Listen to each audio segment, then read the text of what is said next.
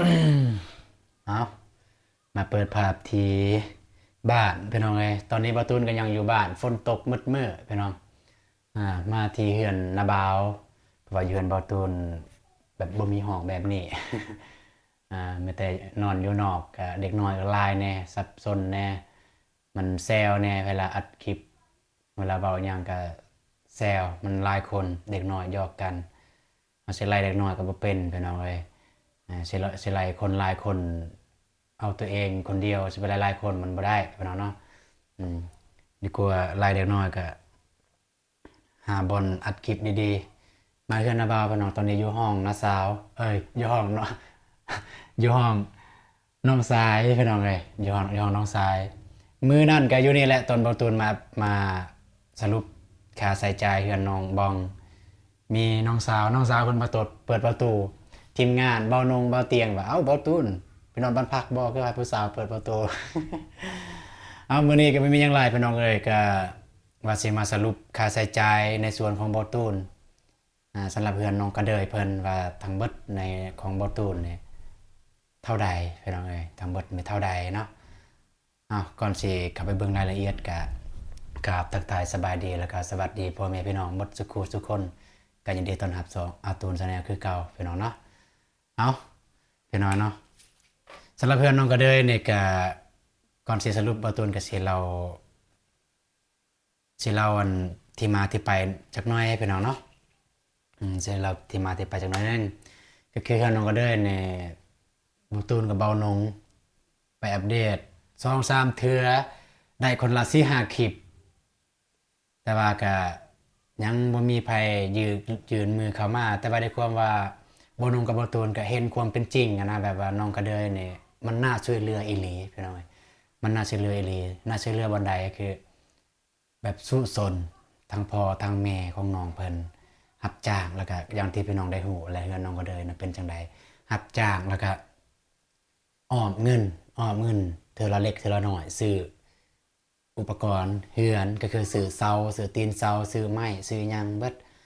อ่าทั้งพ่อน้องกระเดยแม่น้องกระเดยแล้วก็น้องกระเดยเองพี่น้องเนาะก็อาศัยแต่รับจ้างเป็นหลักพี่น้องเอ้ยดินปลูกสร้างดินเฮ็ดดินสร้างดินสาของตัวเองเนี่ยบ่มีพี่น้องเท่าที่บ่ตูนได้ถามพ่อน้องกระเดยแล้วก็แม่เนี่ยว่าที่มีดินเนี่ยพูนพี่น้องเอ้ยอยู่ภูพุ่นอยู่ภูอยู่นภาพุ่นแหละ มันดินมันเจือนทางเพิ่นก็ปลูกกาแฟแต่มันเจือนเดี๋ยวนี้ใส่บ่ได้แล้วมันเจือนเบิดมันทมเบิดและกาแฟน้องเพิ่นก็แนมเห็นอยู่แต่บาดเนี่ยถ้ากล้องแจ้งใส่ซูมให้เบิ่ง กล้องบ่แจ้งบ่เห็นแต่ว่าแนมด้วยตาเปล่าก็เห็นอยู่ดินในอยู่ระหว่างนั้นเนี่ยอยู่เขตนั้นมันอยู่บ่อนใดนะมันเหี่ยวอีหลีเป็นหน้าผาเลยจังซี่พี่น้องเอ้ยมันปลูกกาแฟอยู่หั่นแล้ว มากลับมาที่เรื่องเฮือน ก็คือไปอัปเดตแล้วก็ กับลมกันกับเบานงเพิ่นลมกันกับเบานงเพิ่นว่าสิเฮ็ดจังไดเนาะน้องก็เดยเนาะเฮาก็ไปอัปเดตแล้วก็ด้วยความว่าถ้าว่าเคสใดถ้าแบบอัปเดตถ้าไปเยี่ยมญาติจังซี่เฮาก็ซื้ออันน่ะ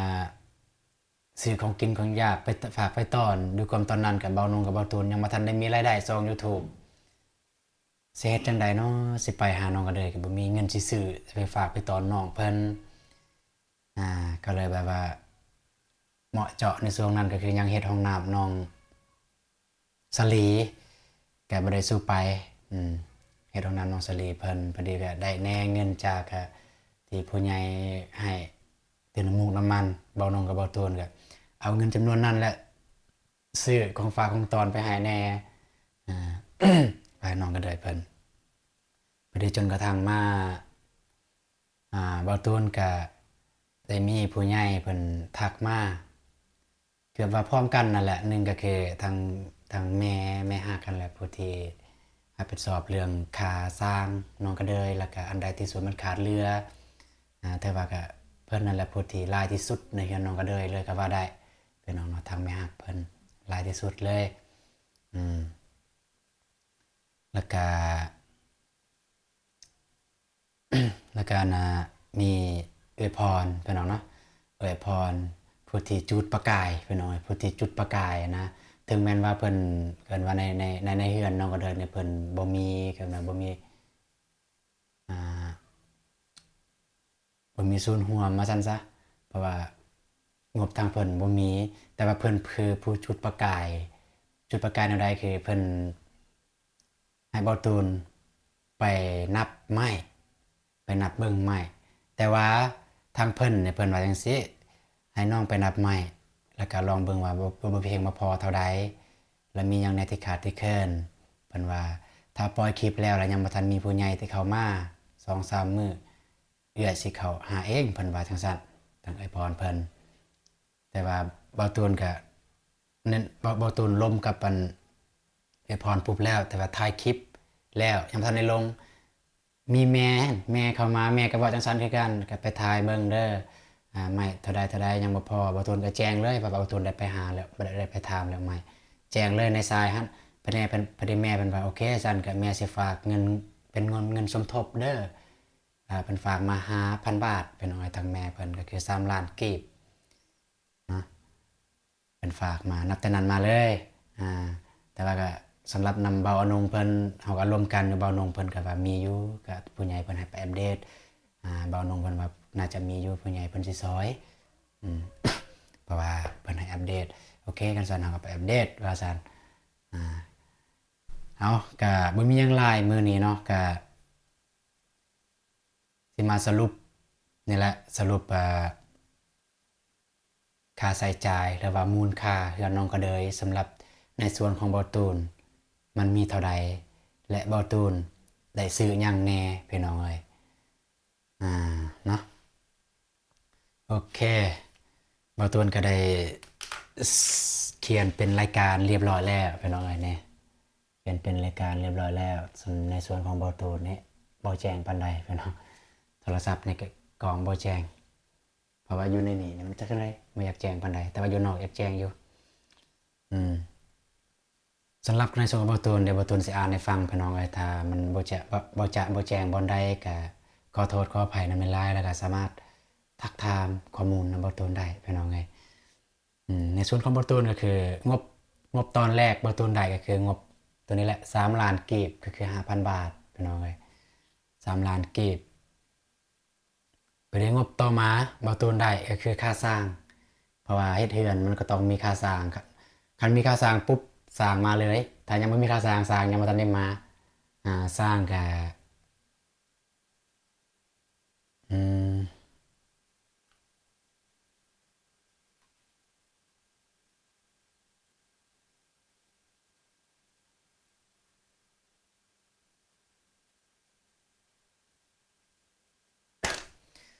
ไม่ได้สร้างตอนแรกทางไอ้สร้างเพิ่นว่าเพิ่นอยากได้เพิ่นเอาเท่าใดเนาะ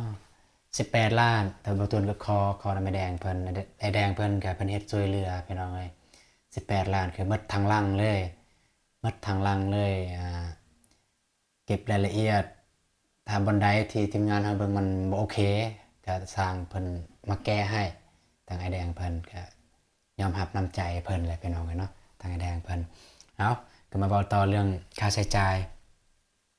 ค่าสร้างเนี่ยมัน16ล้านพี่น้องเอ้ย16ล้านกีบค่าสร้างพอดีน่ะสังกะสีสำหรับสังกะสีน้องก็เลยก็คืออยู่6,320,000กีบสังกะสีน้องก็เลยแล้วก็เว้าเรื่องไม้เนาะเพราะว่าตอนนั้นเฮาก็ยังเฮาแจ้งเรื่องไม้เรื่องหยังไม้น้องก็เลยเนี่ยมันมีอยู่แล้วแต่บ่พอถ้าได้ซื้อตื้มก็ซื้อบ่หลายมันก็มีส่วนใดส่วนหนึ่งที่เฮาซื้อตื้มพี่น้องเอ้ยเว้าเรื่องไม้เนาะแล้วก็วงกบและบานประตูอันนี้มันสำหรับในส่วนของเบาตูนเนาะเพราะว่าที่เหลือเนี่ยมันของนำเบาอนงพี่น้องเอ้ยที่เหลือในส่วนของเบาตูนก็คือวงกบและบานประตูก็คือ2สุดพี่น้องเอ้ยปองเอี่ยม2สุดสุดหนึ่งมี2บานสุดละ2บานมี2สุดก็คืออยู่นะ1,820,000กีบถึงอยู่1,820,000กีบแล้วก็ประตูนได้ซื้อไม้เพิ่ม ก็คือไม้มีไม้แปดไม้เซนรวมทั้งหมด65โต้พี่น้องเอ้ยรวมทั้งหมด65โต้บาตูนได้ซื้อตอนแรกเนี่ย65โต้แล้วก็บาตูนซื้อเติมอีกไม้ลูกตั้งพี่น้องเอ้ยไม้ลูกตั้งตอนนั้นเท่าไหร่เนาะมันมีอยู่ในคลิปมันมีอยู่ในคลิปเลยพี่น้องเอ้ยแต่ว่าเป็นเงินอยู่นี่เลยรวมทั้งลูกตั้งทั้งไม้ทั้งไม้เซนแล้วก็ไม้แปด บาตูนได้ซื้อ6 ล้านกีบพี่น้องเนาะ6 ล้านกีบแล้วก็ประเดี๋ยวบาตูนลืมซื้ออันนั้นเพราะว่าได้ถามไม้แดงตอนแรกถามไม้แดงว่าไม้สำหรับไม้เฮ็ดคันไดเนี่ยมีละบ่ไปได้แดงเพิ่นว่าน่าจะได้อยู่ไม้คันไดมันว่า10 บาทอันเสาน้องก็เลยที่ย่างหั่นแต่มาเบิ่งตัวจริงโอ้บ่ได้มันแตกหมดเลยไปได้บาตูนก็บอกไอ้แดงเพิ่นถือมาเลยไม้เส้นก็คือไม้ใหญ่ไม้ขนาดใหญ่ไม้ขนาดประมาณ15นี่แหละ ขนาด15ตัวเฮ็ดเป็นคันไดพี่น้องไงก็คือเส้นหนึ่งก็คือ500,000กีบตัวได้ซื้อไม้เส้นตัวเฮ็ดคันได500,000กีบแล้วก็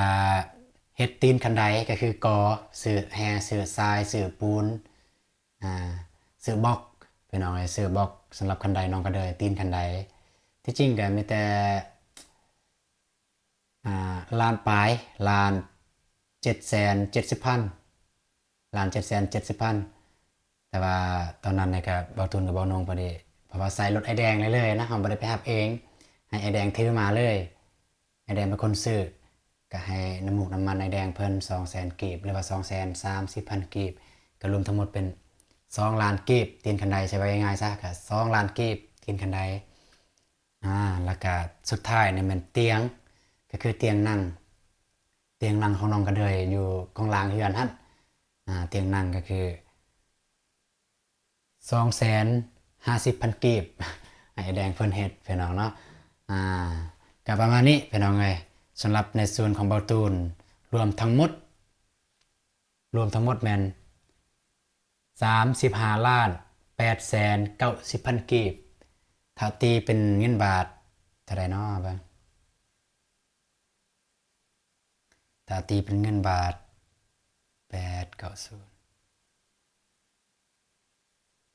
ตีเป็นเงินบาทก็ตอนนี้เรทก็670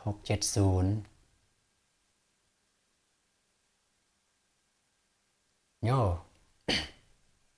นี่พี่น้องเลยตีเป็นเงินบาทอ่า53,000ประมาณ54,000นี่แหละ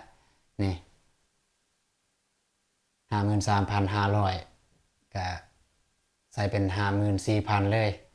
ประมาณนี้สำหรับในส่วนของบอตูนงบที่บอตูนได้หับมาแล้วก็ได้ใส่ใจพี่น้องเนาะได้ใส่ใจแล้วก็ลืมบอกอัน งบสมทบนี้บอตูนใส่ใจอย่างแน่งบสมทบนี่ก็คือซื้ออุปกรณ์ซื้อเหล็กตะปอกเหล็กตะปูซื้ออ่าอันนะซื้อลูกบิดซื้อหยังนี่แหละพี่น้องแต่ได้มันบ่ทวงบ่ทันบ่ตูนก็เอาเงินจำนวนนี้ซื้อและบางเทื่อเนี่ยอันนี้ก็บางเทื่อว่าบ่ตูนบ่มีเงินในโตวแล้วก็อีตนน้องก็เลยเพิ่นบ่ตูนก็ได้จกเงินจำนวนนี้แน่ซื้อของกินให้น้องก็เลยได้เฮ็ดกินเฮ็ดยากแต่บ่ตูนก็ได้แจ้งทุกคลิปเลยถ้าบ่ตูนเอาเงินจำนวนใดส่วนใดจกบ่ตูนก็ได้แจ้งว่าเงินอันนี้เงินนี้พี่น้องเนาะสำหรับเงินสมทบก็ได้ซื้อพวกนี้แหละมีเหล็กตะปอกเหล็กตะปูบอซื้อใบอันนี้ใบอันนั้นอ่าก็ประมาณเท่านี้พี่น้องเนาะสำหรับเพื่อนน้องก็เลยเห็นโบแจ้งปันใดก็อยู่54,000ก็จะเหมาะสมหรือบอสามารถคอมเมนต์พี่น้องสามารถคอมเมนต์ได้พี่น้องเนาะสามารถคอมเมนต์ได้คอมเมนต์บอกว่ามันเป็นจังใดบ่เหมาะสมหรือเหมาะสมอันนี้มันในส่วนของเบาตูนอ่าและสำหรับในส่วนของเบาอนงเดี๋ยวเพิ่นสิชี้แจงทางเพิ่นเองแล้วก็สิได้สรุปอีกครั้งสิได้บวกกันอีกครั้งว่าเท่าใดพี่น้องเอ้ยโอเคก็ประมาณนี้พี่น้องเนาะสำหรับเทือนน้องก็เลย37 ล้าน 37ล้านเนี่ยเฉพาะที่เงินผู้ใหญ่นำเบาตูนเด้ตัวนี้เด้อพี่น้องเอ้ยแล้วบ่ได้รวมกับตอนตัวของพ่อน้องก็เลยเพิ่นซื้อไว้เพิ่นซื้อมาคันสิตีราคาก็บ่ฮู้สิตีราคาเพราะว่าพ่อน้องเพิ่นก็พ่อน้องก็เลยเพิ่นซื้อตั้งแต่ดนๆแล้วบางเทื่อราคาตอนนั้นกับตอนนี้มันบ่คือกันพี่น้องเอ้ยถ้ามื้อใดเบาตูนได้ลงไปเฮือนน้องก็เลยแล้วสิถามพ่อน้องก็เลยเพิ่นคันเพิ่นชื่อว่าเพิ่นซื้อหยังแน่จะได้ถามเพิ่น แล้วก็ถ้าเพิ่นชื่อว่าเพิ่นซื้อตัวอย่างว่าซื้อเสื้อลาเพิ่นซื้อเท่าใดแล้วจะได้มาบวกเข้ากันว่าเรือนหลังนี้ได้สร้างทั้งหมดเท่านี้ล้านพี่น้องไงโอเคอ่า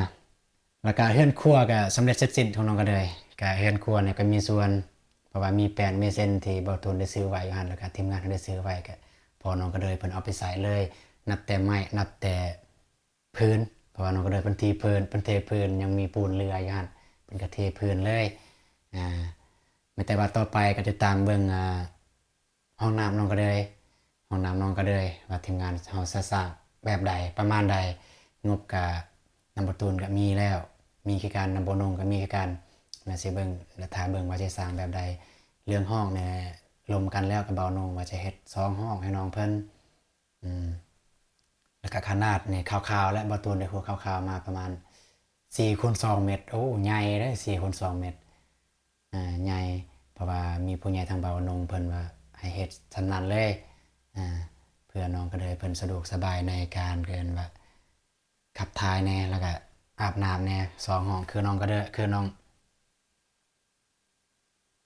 องบ้องนั่นแหละ2ห้องน้องซาลี2ห้องแล้วสิเบิ่งว่าจะได้โบกหรือบ่โบกสำหรับห้องน้ำน้องก็ได้ก็ประมาณนั้นไปลองเลยแต่ว่าทางส่วนของบ่าวอนงเพิ่นก็อย่าลืมติดตามของ2บ่าวอนงเพิ่นว่าเพิ่นสิแจ้งรวมทั้งเบิดทั้งเพิ่นเนี่ยเท่าใดพี่น้องเนาะแล้วก็มื้อนี้นี่ฝนตกพี่น้องบ่ได้ไปไสมีแต่ว่าสถาเบิ่งตอนแลงถ้าเบิ่งตอนแลงว่าคันฝนบ่ตกก็ว่าสิลงไปเรือนน้องบองสิไปหาน้องเพิ่นย่านว่า FC สิคิดฮอดบ่แม่นแต่ FC ดอกบ่ตูนอยากไปเอง อยากไปหาเองเนาะเบิ่งสิลองโทรหาน้องเพิ่นก่อนอยู่ไสนะแต่ว่าได้ยินเมื่อวานนี้น้องเพิ่นว่าบ่ตูนถามเมื่อวานนี้เพิ่นว่าสิเข้าในเมืองเพิ่นอยากไปเปิดบัญชีไปเปิดบัญชีธนาคารนี่แหละอยู่ไสนะติดอยู่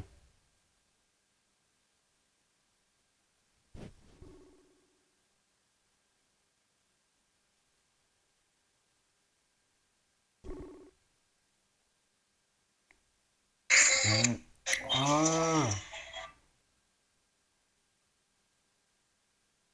สบายดีคือปิดเสียงเฮ็ดหยัง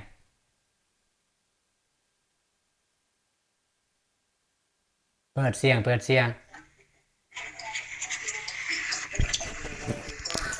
อยู่ไสเนี่ยอยู่ไสถ่ายคลิปวะแม่นอ้ายถ่ายคลิปเด้อแม่นอ้ายถ่ายคลิปเด้อแล้วได้แม่นอ้ายถ่ายคลิปอยู่เด้อที่กดออกไลน์ก็เอาอ่าสะดวกลมสายบ่สะดวกลมสายบ่โอ้มีเสียงเพลงเสียงหยังบ่แม่นอยู่เฮือนติแนวนี้ฮัลโหลจังบ่ใส่อาหารครับพี่น้องๆบอกให้น้องเพิ่นไปเข้าห้องน้ำเพราะว่าอยู่ห้องน้ำเงียบแน่บ่ฮู้ว่าตอนนี้น้องอยู่ไสสบายดีเด้อสบายดีสบายดีก่อนเด้อสบายดีเด้อ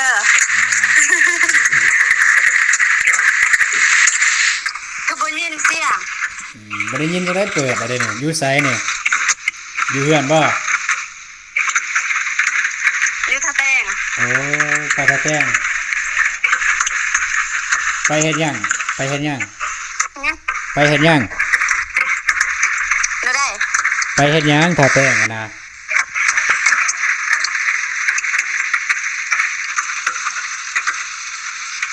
ฮะไปเฮ็ดหยังถ้าแป้ง อ๋อไป ไปเปิดบัญชี โอ้เปิดบัญชีมีเงินบ่เนาะเดี๋ยวนี้เนาะ อ้าวแบ่งหน่อยเด้อแบ่งใส่หน่อยเด้อ อืม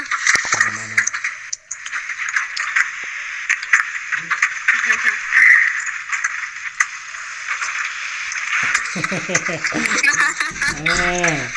โอเคไอคิดว่าน้องอยู่บ้านก็เลยโทรหาว่าสิลงไปหานะแต่กันอยู่บ่ได้อยู่ก็บ่เป็นหยังเดี๋ยวตอนแรกสิลงไปหาเด้อ จังได้บ่ได้ยินเสียงปานใดเนี่ย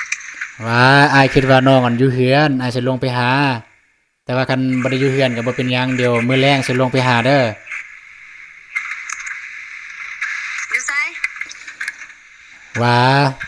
ไอคิดว่าน้องอันอยู่เฮือนสิลงไปหา แต่ว่าบ่ได้แต่ว่าน้องบ่ได้อยู่เฮือนก็ไม่แต่ว่าตอนแรงไอสิลงไปหาเด้อ โดย โอเคเอาซั่นแหละคิดว่าอยู่เฮือน บ่ฟ้าว อีหยัง กินข้าวแล้วบ่ข้าวเที่ยง ข้าวเที่ยงยัง คือบ่กิน โอ้ยเฮ็ดงานอยู่สิกินซำนี้จักหน่อยต้องกิน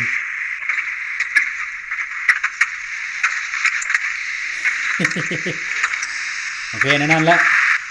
จังซั่นแหละ อืม จังซั่นแหละ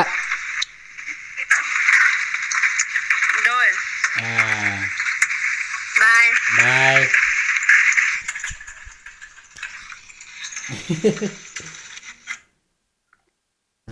พี่น้องเอ้ยน้องบองเพิ่นบ่ได้อยู่เฮือนว่าสิลงไปลิ้นน้ำพี่น้องเพราะว่าบ้านบ่าวตูนกับน้องบองก็บ่ได้ไกลปานใดพี่น้องประมาณกิโลนึงนี่แหละกันแต่เฮือนบ่าวตูนไปหาบ้านน้องเพิ่นประมาณกิโลนึงฝนตกไปตะแตงไปเปิดบัญชีน้องเพิ่นเดี๋ยวสิถามว่าเปิดบัญชีลืมถามว่าเปิดบัญชีหยังได้มื้อแลงเพิ่นมาแล้วก็สิลงไปเล่นน้ำแต่ว่าอย่าลืมเบิ่งพี่น้องๆอย่าลืมติดตามเบิ่งตอนแรงบ่าวตูนบางเทื่อก็สิลงไปกินข้าวเฮือนน้องบองบางเทื่อก็เพราะว่าฝนตกแน่ที่จริงเนี่ยเฮาก็นัดกันมื้อนี้กับบ่าวนงว่าสิไปซื้อทรายซื้อบล็อกซื้อแฮนี่แหละเฮ็ดห้องน้ำน้องก็เลยแต่ว่าฝนตกพี่น้องเอ้ยฝนตกแต่เช้าเลยยังบ่เช้าจักเทื่อคิดว่าคันไปซื้อก็บ่ได้เฮ็ดหยังพี่น้องเอ้ยบ่ได้เฮ็ดหยังก็คือคันซื้อมาปุ๊บนั่นน่ะเราต้องอยากเฮ็ดเลยนะอยากก่ออยากหยังเลยแต่ว่าคันฝนตกก็ต้องเฮ็ดบ่ได้นะก็ปะไว้ก่อนก็ได้เดี๋ยวฝนเช้าตกจึงดำเนินห้องน้ำน้องเพิ่นแล้วก็มันก็อิงตามพี่น้องถ้าบ่นงเพิ่นให้ไปบ่ตูนก็ขัดบ่ได้ก็ต้องได้ไปก็แล้วแต่เพิ่นกันเพิ่นว่าไปฝนตกก็ลุยเลยซื้อเลยเฮ็ดเลยก็แล้วแต่เพิ่นก็สิไปเนาะแต่ว่าในส่วนของบ่ตูนคิดว่าฝนตกจังซี่เพิ่นน่าจะคิดได้อยู่ว่าฝนตกนี่เฮ็ดหยังบ่ได้นะเฮ็ดได้ก็แต่ซื้อนั่นแหละซื้อมาแล้วก็ตัวซื้อน่ะเฮ็ดได้อยู่แล้วอันตัวสิเฮ็ดต่ออยู่เพิ่นก็เด้อเนี่ยบ่ได้เนาะโอเคสำหรับคลิปนี้บ่ตูนก็บ่มีหยังหลายก็มาแต่มาสรุปค่าใช้จ่ายสำหรับในส่วนของบ่ตูนในเรือนน้องกระเดยมีรวมทั้งหมดเท่าใดก็คืออย่างพ่อแม่พี่น้องได้เห็นและบ่ตูนได้ชี้แจงเมื่อกี้นี้เนาะโอเคสำหรับคลิปนี้บ่ตูนถ้าผิดพลาดประการใดก็ต้องขอโทษขออภัยในเวลานำ FC แล้วก็ผู้ใหญ่ใจบุญผู้ใหญ่ใจบุญทุกท่านที่ติดตามมาชมคลิปของบ่ตูนตั้งแต่พุ่นละตั้งแต่เริ่มพุ่นแหละถ้าบนใดบ่ตูนเฮ็ดผิดพลาดนะก็สามารถตำหนิติชมได้สามารถคอมเมนต์หรือว่าแชทหาโทรหาบอกคำชี้แนะนำให้บ่ตูนได้บ่ตูนยอมที่จะพร้อมที่จะปรับปรุงปรับเปลี่ยนตัวเองให้ดีขึ้นโอเคสำหรับคลิปนี้บ่ตูนก็สิขอจบคลิปนี้แต่ว่าเจอกันในคลิปต่อไปคลิปนี้บ่ตูนก็กล่าวว่าสบายดีเด้อไปแล้วพี่น้องเอ้ย